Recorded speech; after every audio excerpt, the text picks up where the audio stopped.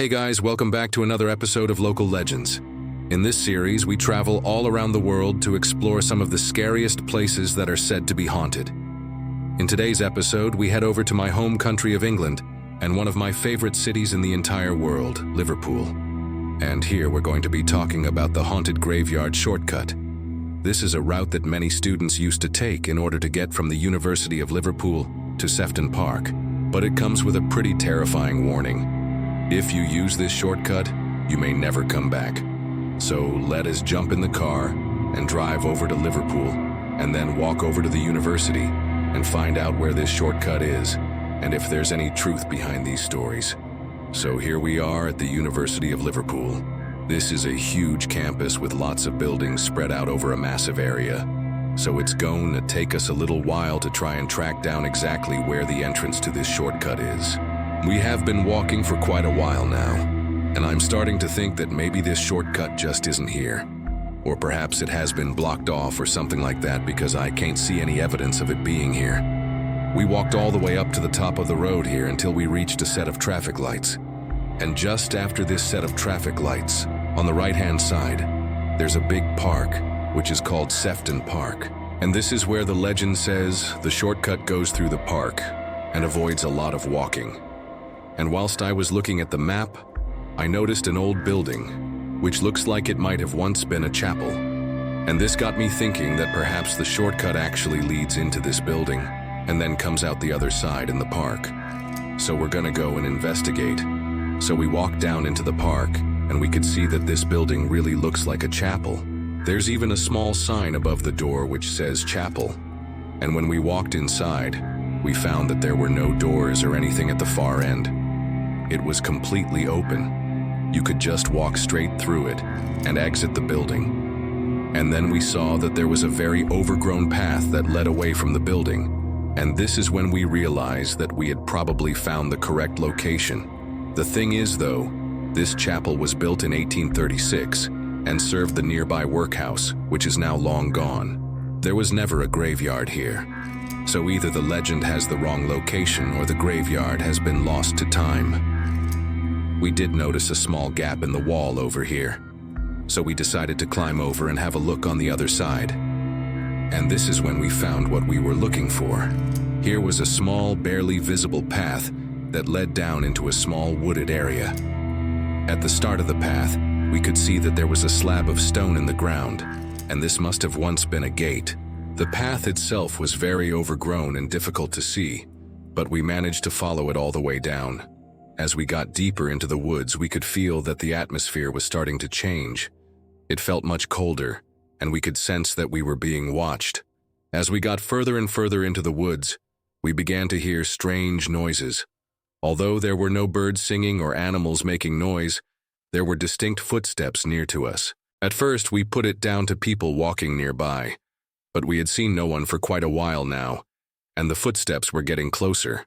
We started to feel uneasy about continuing, but we wanted to see where this path led to, and whether there was any evidence of a graveyard here. Just as we started to feel the most uneasy, the trees began to thin out, and we could see that the path came out onto a road. This was the main road that ran through Sefton Park, and it wasn't very far from the exit of the park. This meant that we had found the other end of the supposed shortcut. However, there was no evidence of any graveyard along this path, and we didn't want to waste any more time here. So we quickly made our way back to the car. When we got back to the car, we checked the footage and we realized just how long we had been gone. It had been well over an hour since we had entered the woods. We drove back to the university to see if we had missed something.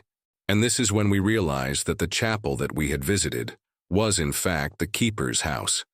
And this had once been attached to a much larger complex, including a workhouse and, importantly, a graveyard. We went back to Google Maps and looked at Street View to see if we could find the remains of this graveyard. And this is when we made a very disturbing discovery. Here we were looking at the exact location of the shortcut and the surrounding area. And we noticed that the trees in this area were much thicker than in the rest of the park.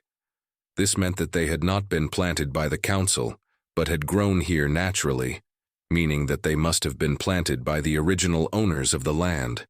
But it was the road that really caught our attention. Here we could see the road running right next to the graveyard. This road still exists today and runs right next to the woods.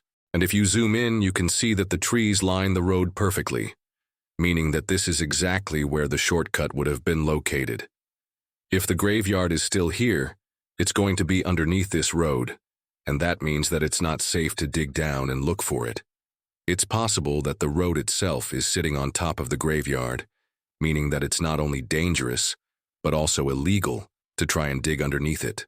This meant that we were unable to find any physical evidence of the graveyard, but we believe that it is still here underneath the road. Back at the chapel, we discovered that there were a number of gravestones that had been taken from the original graveyard and placed here.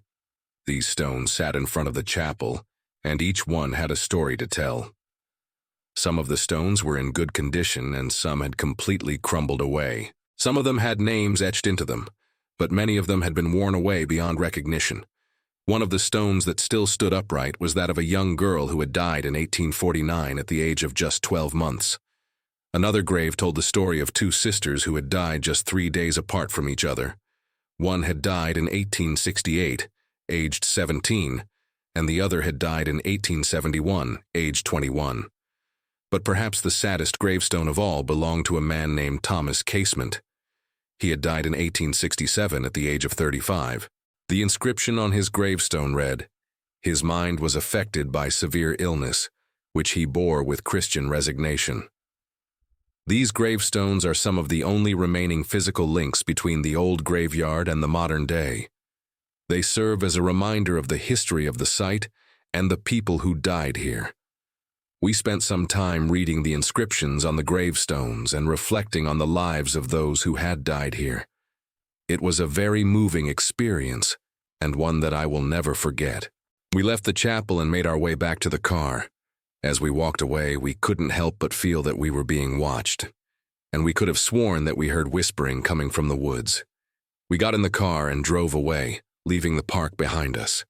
As we drove, we couldn't shake the feeling that we had just witnessed something truly paranormal. If you'd like to hear more ghost stories from around the world, then make sure to check out the rest of our videos.